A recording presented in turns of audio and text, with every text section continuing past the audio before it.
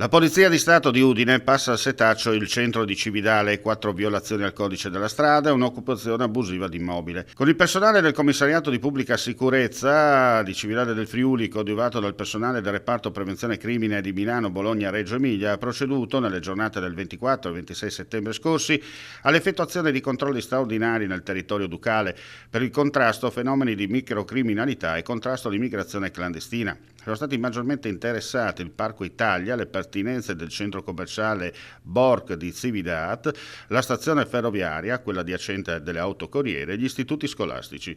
Massiccio il dispositivo di polizia che ha potuto contare su quasi 15 operatori al giorno, nelle 2 giornate, e che hanno sottoposto al controllo 110 persone, di cui 51 extracomunitari e 37 veicoli. Nel corso del dispositivo veniva anche rilevata un'occupazione abusiva di un immobile abbandonato in centro città in prossimità del Natisone. La struttura, in cattivo stato di conservazione, risultava di facile accesso in quanto la porta d'ingresso era stata ormai divelta da tempo. All'interno un afgano maggiorenne, regolare sul territorio nazionale ma residente in un'altra regione, con diversi precedenti penali di polizia, che opportunamente era fatto oggetto di foglio di via obbligatorio.